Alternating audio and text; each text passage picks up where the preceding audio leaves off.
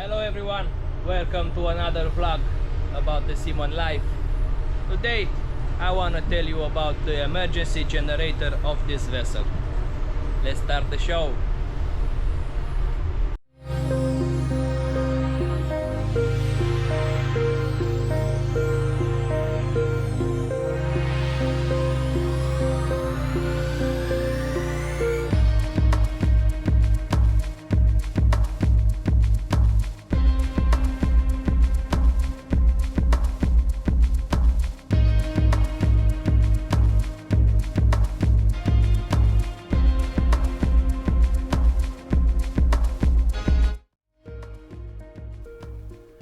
Let me give you a quick overview about the machinery that I am about to tell you in this video, so you will know exactly what I'm about to talk about, and I will get in more specific details in case you are wondering what is this about, or maybe you are coming on board anytime soon.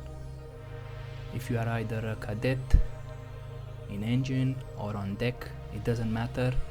Every crew member on board this vessel has to know how to operate the emergency generator. No matter your rank, you can be even the chief cook. You can have an inspector who will ask the messman or the chief cook how to operate the emergency generator. The engineers, of course, they will know, but everybody has to know exactly how to operate the emergency generator. So pay attention and maybe you will be interested further away. So today I will tell you about the emergency generator of the vessel. I am currently on board a bulk carrier of 12 years old. It's a little bit old and it has 50,000 dead weight, and this is the emergency generator of this vessel. The purpose of the emergency generator is, like the name says, for emergency. In case the main generators are failing and they cannot give power to the vessel, then the emergency generator will start by itself in 45 seconds. If the main power is not restored, in 45 seconds this generator will start by itself if there is nobody around here to start it manually. So this emergency generator has the purpose to rescue the ship in case of a dead ship, in case of a blackout. So this will supply only the emergency line of the ship and all the critical equipment for the ship to reach a safe position, like the steering gear, some emergency lighting on the corridors, the navigational equipment, the communication equipment, and things like that. Emergency compressor, emergency fire pump, and things like that. Not all the equipment on the vessel is for emergency, only critical equipment, like I told you earlier. So it's just enough to get the vessel to a safe position. If this happens in the middle of the ocean, it will be a very critical situation for everybody, and because this generator cannot work for a month, it's just a few days, you know, and hopefully it will never be the case in a real scenario to use this emergency generator. So far I have been at sea for 15 years and I have never used this emergency generator before. I have only used it for testing and for inspections. The only time that I used the emergency generator was when I was younger, and I went, because I was young and stupid, I went on a scrap vessel. And scrap vessel, like the name says, is not reliable. So we were lucky enough that our main generators failed when we were almost to the shore. We were almost near the beach where we have to take this vessel for scrapping, you know. We were like 3 days before arriving to our final destination, and luckily the emergency generator was running in good condition. Because, you know, if it's a scrap vessel, nobody will actually test the equipment of the vessel. They just want you to take it from one point to another, and that's it. So it's a very dangerous situation, but luckily we had a good emergency generator. The rest of the vessel was garbage, but the emergency generator was okay. So the only purpose of this generator, I already told you. In the past I have used the emergency generator in a blackout situation, but it was only for a few hours, just to restore the power to the main generator. So you have to be very careful with your emergency generator, and to actually do the proper maintenance that it has to be done. You will never know when this machinery will save your life. Literally will save your life. This is the radiator.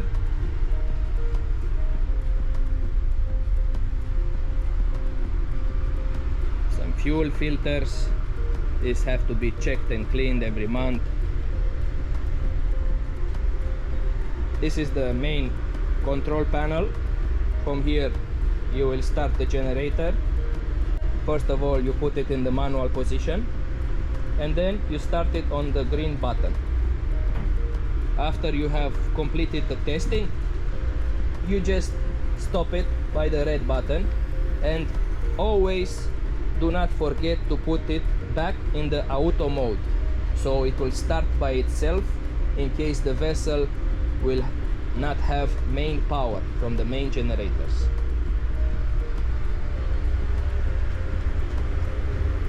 This is the main supply. These are the starting batteries.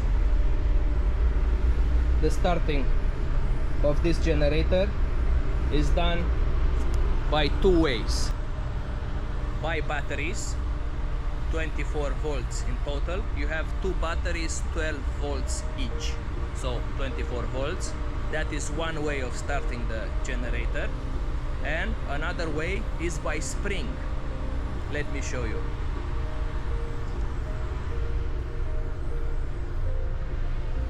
There is a procedure here for those who are not familiarized with the starting procedure of the generator by spring, but I will explain to you now. You just take this lever, you put it here, and you crank it. You load the spring, and here you have a side glass, and you will crank the spring until you see here red. You will see red color, and then you press on this, and that's it. That is the second way of starting the emergency generator.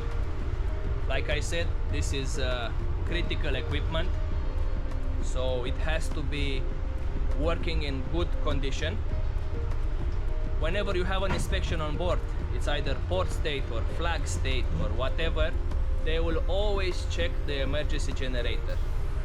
This is critical equipment, and if you have any deficiency on this generator, the ship will be detained. So it will be a very big problem for the crew of the vessel and also for the company. They have to pay some penalties, and so you always have to check the emergency generator that it's working in the proper way. But I told you at the beginning of the vlog that you should actually test this to be in your heart sure that it's working properly. It can save your life. Do not play with this. This is not a game, this is real life. So this emergency generator has a second way of starting, by spring. Some generators do not have this starting by spring. They just start by 2 groups of battery of 20 volts DC each group. And this one has a spring starter, so it's mandatory for the vessel to have a spare spring motor, which we have here.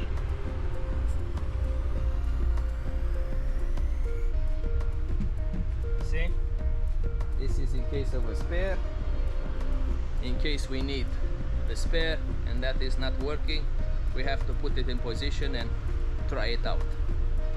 And of course, the emergency generator is powering the emergency switchboard. Let me show you. This is our emergency switchboard. This is the loading of the emergency generator. This is the ACB, air circuit breaker. This is the feed panel for the 440 AC.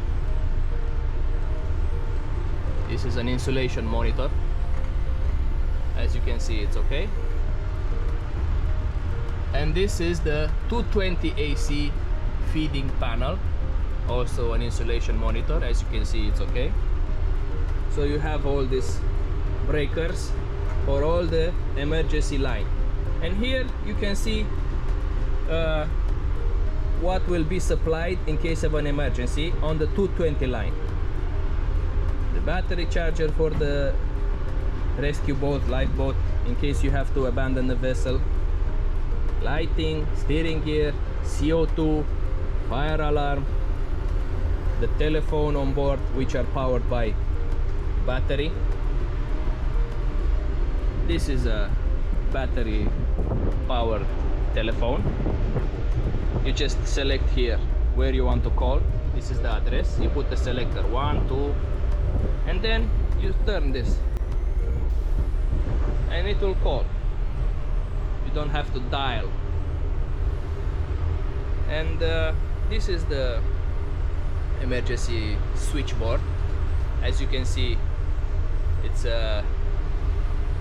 pretty well maintained. We actually do the maintenance on board this vessel. I have been at sea for 15 years and I know that on some vessels they don't do the maintenance. They just write in the logbook, they signed, and they don't care. That is not the proper way, because maybe in a critical situation you will need to rely on that equipment that you have never tested while you were on board for 4, 5, 9 months, and then you will feel very, very sorry, and your family will miss you. So God forbid, please do the maintenance. If you are an engineer, if you are an electrician like me, please do the maintenance. It's for your sake and for your family's sake. So that's about it. This is our emergency generator. I hope I have told you everything that is important. I have explained to you the starting procedure. I have showed you the emergency switchboard. And that's about it. Let me show you, in case you are coming on board anytime soon, most blackout procedure for testing of the generator. It's inside the emergency switchboard. So it will be a switch like this. Let me show you.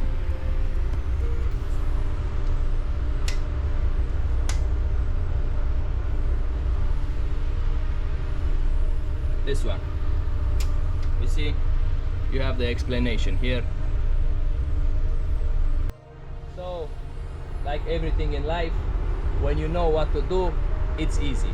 When you don't know, it's difficult. Same way as testing the emergency generator. If you know what to do, and I hope now you do, in case you are coming on board anytime soon, then it will be easy for you. Whenever I am on board, I try to show everybody the exact procedure how to test the emergency generator, because whenever you have an inspection, most inspectors, they will not ask the engineer like me or third engineer or chief engineer how to test the emergency generator, because they assume that we already know this. But they will ask the chief cook or the messman. they have to know how to start the emergency generator in case all the engineers are dead, or I don't know, they cannot come to the emergency room and the emergency generator by somehow is not starting by itself in those 45 seconds that I told you. Then any crew member has to know how to start the emergency generator. That is critical equipment. So some inspectors, they will ask the messman, my friend, please show me how to start this, and he has to know. So whenever I am on board, I try to show everybody how to test this, just for their knowledge. You know, it's always good to know new things. You have to learn new things every day. That is how you keep your mind fresh. So that's about it for today, guys. I hope that it was useful for you. As always, thank you very much for your attention. Please do not forget to like it, share it to your friends, and if you are interested about the seaman life and what we do here on board, don't forget to subscribe to the channel. I will keep posting interesting stuff about the seaman life, what we do on board, how we spend our time, and some technical things. Maybe there are engineers here or future cadets that want to pursue this life, so I want to help you a little bit. Thank you very much for your attention, and I hope to see you next time here on my channel. Have a wonderful day, guys. Goodbye.